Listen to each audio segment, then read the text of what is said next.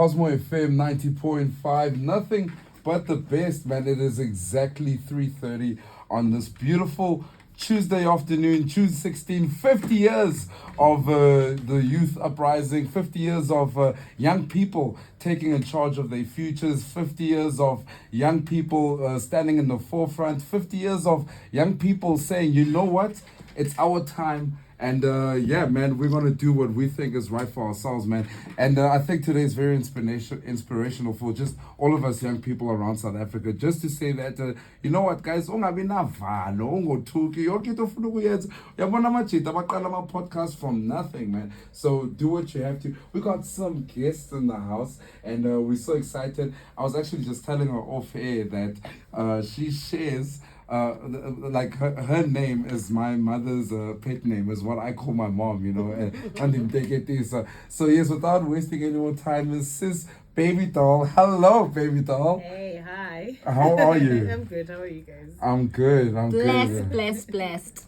So obviously you guys went out today. Tell us a bit about where you guys were at and what was happening. Oh, we were at Cosmo City, and Yes. as they were celebrating the 50-year anniversary of our uprising youth.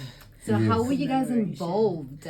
We were actually just media, so we were interviewing whoever that we can get, from your artists to your government officials, your youth, your elderly, the youth and yeah. Dala, Right. actually, the 50 years one. Yeah, youth and Dala. Youth Yes, and Dala, yes. actually. We were the ones Yeah. that we were interviewing. We are young adults now. And at the last minute, that's when we got the youth and Dala, actually. That Yeah. lady was very, very inspiring. Yes. Talking to her, actually.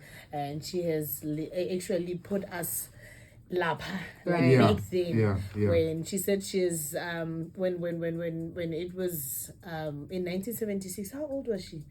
She said she was in matric in 84. Crazy. So yeah, in 1984 she was in matric. So actually she did experience but again the apartheid era, Right. and then yes, I think she's part of the youth that went and you know yes, came and saw and she was conquered. still youth at that time. Yeah, actually. no, definitely. So yes, yeah. Sure. And a day like this, sisters, what does it mean for you? Oh damn! I've been asking people that. Yes, you know, since when are you been? I know you've been asking. What does it mean to win? Again. To me, man, what can I say? To me, you know, I was doing a show the other day, actually. My show, I did, normally my topics, I do topics at 11. So I asked, wasn't it better if we were still taught in Afrikaans? In what sense? Better in what way? The full like syllabus. being taught, for the syllabus, being taught in Afrikaans, because that is what the youth of 1970 Right. Six were fighting and against. also the freedom that we have today, of which we can also study and be optional when it comes to our modules.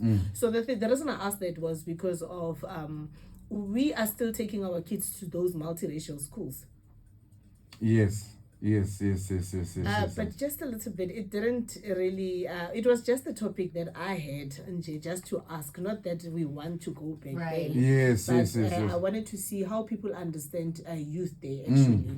Because now you are taking your kid to multiracial, whereas you will be celebrating Youth Day, where they fought against kids being taught. But otherwise, in other sense, it means that we are free to do anything we want to choose do, to. unlike just choosing just one thing for other kids and some Yeah. kids are not. And also, Yeah. in a sense that I was even telling Ken that it was really nice to see my son learning life skills in Sibet. They all did life skills in the other, because I have 3 kids. The other 2 did life skills in English. So he's the first one that goes to Baraking, a public school. Obviously, they are going to a public school, but a local public school. So it was really nice hearing him speak Sepedi. I'm like, okay. and being taught Progressive, yeah. life skills in Sipedi. Yeah, And this is really yeah. nice because we always we are teaching our kids in English and our roots and Yes. so yeah, man, I feel like now it's optional, and people shouldn't feel if we are a local school it means I had to because of finances, but I feel like this is really good because he's learning something that the brothers are not I learning. have not, Yeah. yes. You know, when Kauteta Njalo says BabyDoll, I also another job that I do is I work as an LSA in one of the local schools here, one of the public schools here, and I'm always just I find that I'm so grateful for those kids, because they have an option of learning in Chivenda, they have an option of learning in Sepedi, isiZulu, and English becomes a first additional language. Whereas I didn't have a choice. English was my home language. Standard. And now I can't read and write in my own mother tongue. If you put something and it's written in isiXhosa, I couldn't. Tricky. It's so tricky. Right. Some just the pronouncing of some alphabets are different. Yeah. And so I don't understand all those rules. That's an advantage that I don't have, and these children have that advantage to read and write in their home language and still understand English and read and write in English as well. Right, yeah. BabyDoll, perhaps the last question from me. What did you gauge today from the atmosphere of the youth, right? Was it positive? Was it doom and gloom? Like, what's the vibe? It was really nice. It was really lovely because we interviewed these amachichi. And yes, well, for them it's like it was really nice. Like the vibe that they had. The reason that I was like, you know what, let's interview this because now when we were interviewing Amachichi, these boys came and then they what do you call, like when you're doing Yes, Lilizela for the Yes. ladies, and saying that these are our Amachichi of ladies that are Amantomazana that are Amachichi, but we also have, remember that we also have guys that we are still virgins today. And then it was really inspiring. It was really inspiring to hear how the youth keep themselves out of the streets. And then so that it was really nice. So it was lovely actually. Even though we didn't manage to interview everyone there, but the ones that we got were really inspiring, especially the lady, the last lady that we talked to. She's so proud. She's really proud, and at least this time around it's full.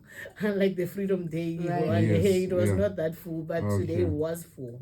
Yes, so which means the youth are going all out. Sure. That's positive feedback, right? Yeah, no, very positive. Sis BabyDoll, thank you so much for your time. I'm sure you are tired. You probably just want to eat and rest. We're the youth, Muzzy, okay? We don't get tired. I'm kidding. But thank you so much for gracing us with your presence, telling us what went down, what the kids are saying out on the streets. Yeah, 100%. And if you are a young person, always know that you can do what you can with what you have. And just get involved. Yeah. All right, thank you, sister. Amina, thank you. All right, the time is exactly 3:38. Amina, we're still in the house. We're still enjoying ourselves. We're still doing our thing. We have an entire Today in History, which will touch on Soweto Uprising. Which I'm so excited. Do you also have questions? Because I love to terrorize you. And that's what I do best. Yeah. So right now, let's go for a quick ad break. And man, I want to try and play a lot of music that is South African today, and also just from really young people that are up and coming here locally. And that's the same thing with the lady that I'm about to play, Me, with her song Tony, right here, Cosmo FM 90.5, nothing but the best.